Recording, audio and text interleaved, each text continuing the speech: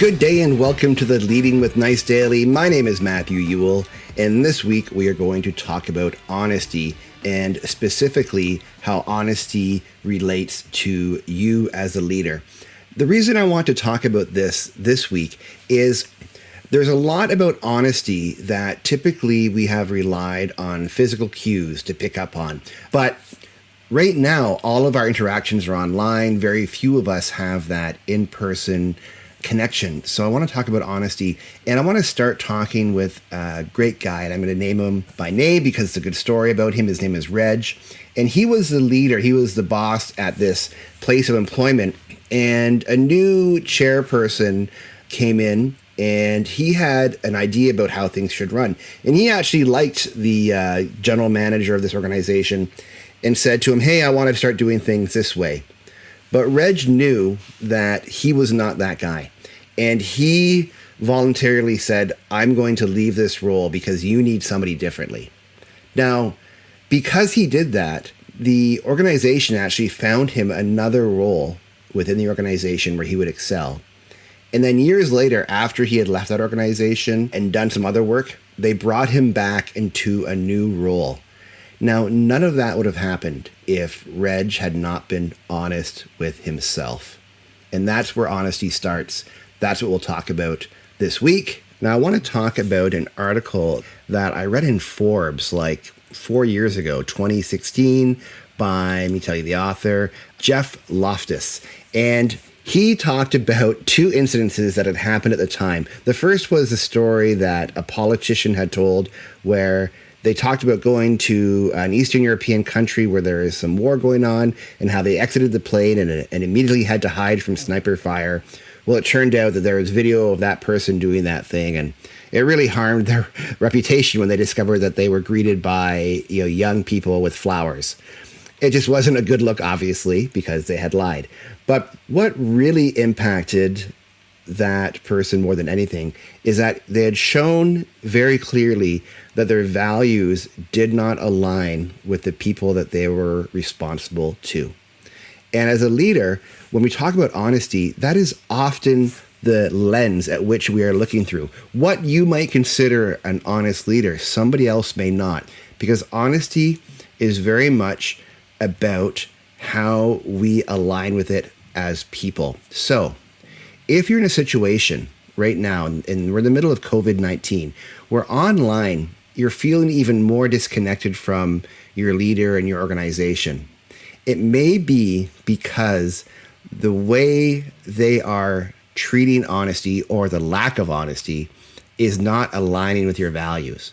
But if you feel a heightened sense of comfort and belief in your leader's integrity, then that's definitely an indication that you are aligned with that leader and the way they do it. And the thing is, not everybody's going to look the same. And that's an important thing to know when you talk about leadership and honesty. Now, there's definitely a line between honesty and not being honest, but how it's approached may not be or may be in line with your approach. Now, I want to talk about an article and something that was done way back in 2007, and it was from Strategy and Business magazine. The author was Mark Buchanan, so props to all the people that helped put this article together. And it talked about the science of subtle, and there's a lot to it, but the crux of it was this. MIT had done some research where they had people wearing these sensors that would measure and read somebody's body language, like not the person wearing the sensor, but the people that they were interacting with. And what they found was this, is that body language can be so subtle that we often don't pick up on its cues. Now, I'd read another study, and I should have looked it up before I started this recording, but basically there's something like 217 different types of smiles or facial expressions or something like that that give us the nuances to know how something's right. Like when somebody's genuinely happy to see you versus when they're just kind of sort of happy to see you, to when they put on a smile but wish you were not there at the moment. And here's what the researchers learned. So they actually were using this research at MIT to help train negotiators and help people that were in high stress situations. But what I took away from this is this: we do not all have the luxury of having a sensor in a conversation that will tell us how our information is being received. So today I want to encourage you in one thing, and that's clarity. So asking questions like, does that make sense to you? Is there anything further I can tell you about this? How do you interpret what I just said? Honesty is the gap between what you said you will do and what you did. And if that gap is very narrow, you will be seen as honest. So if somebody is not understanding what you say you will do, even if you did exactly what you intended, you will look dishonest. Clarity. Seek clarity to improve your reception of honesty.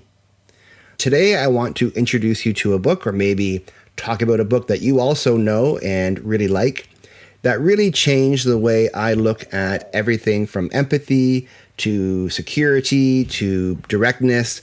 And it's called Radical Candor by Kim Scott. And basically, the bottom line of this book is it wants to give you a guide, some instructions, some boundaries on how you can both care personally and challenge directly. And the thing that I love about this book is it puts that idea so simple in how can I be somewhere in a relationship where I can be so candid that the person both knows that I care deeply about them, but I also want them to be at their best. If we back up a little bit and look what makes up radical candor, it's a few of these things: empathy, insincerity, and aggression. And if you put on a chart, so radical candor is in the top right-hand quadrant. In the bottom left-hand quadrant would be manipulation, insincerity. That's where I am saying things that you just want to hear to make you feel good about yourself or do what I want you to do, but I don't really mean it. In the top left-hand corner would be, she calls, ruinous empathy. And that's where I'm just being so empathetic and so understanding that I'm actually not helping you move forward. In the bottom right-hand corner on the challenge directly axis would be obnoxious aggression. And that's just where I basically bully you into what I want you to do. And when you move all of these three things into the radical candor zone, when you are using empathy, when you're being sincere, when you are being direct, you end up in the radical candor zone. And it looks like this. So Kim Scott tells a story about how she did a presentation in front of a group of people. And after the presentation, her boss came out of the room with her and said, "Kim, great job. You really nailed it. That strategy is going to be amazing. But we're going to get you some speaking coaching because you really need it." And Kim's like, "Oh, haha, yeah, thanks. You won't think about it." And the boss said, "No, you're not very good at speaking, but you need to be. I'm going to pay for it. I'll set you up with my coach right away." And Kim again said, "Oh, yeah, maybe I'll think about it." And the boss said, "Kim, you need to do this to still be good at what you do here." And I was like, "Oh, okay." Now she knew, though, in that moment that she did think she did a great job, that she did want her to exceed, but she was being also very candid that this is why you need to do that coaching. And why this matters today is when we come out of this time, and if you're not listening around when we recorded this, we're right in the middle of COVID-19, and we're all working at home, and there's a lot of questions because we don't know the answers. When we come out of this, radical candor will almost be the entry point into a good workplace.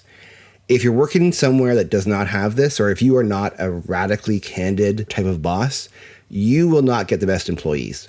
So take a look at this book, check it out. The audiobook is just as excellent as the print. And I want to end with a really close look at integrity. And now I started off talking about how honesty and integrity are so closely related to each other. And the reason integrity matters is it's not easy to see, because integrity often is a measurement of what you do when nobody's looking, right?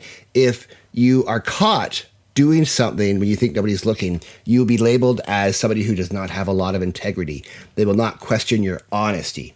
However, we use honesty to fill in the gaps about what we think about your integrity. The reason why integrity matters so much is it's actually the number one thing people say they look for in a good leader, a good boss. And two researchers, one Robert Moorman out of Crichton University and Stephen Grover out of the University of Otago in New Zealand, did a great research article on this many years ago. I think 2006, 2007 time. And what they discovered is people will very quickly fill in the gaps what they think about your integrity based on what they believe about how honest you are. So with the inability to actually see what you're doing when nobody's looking, they will use honesty as that measurement. So honesty is kind of a 2-for-1 deal. High honest, high integrity. It's that simple. For more on this topic, visit leadingwithnice.com, where we want to help you inspire others, build loyalty, and get results. Talk to you again next week.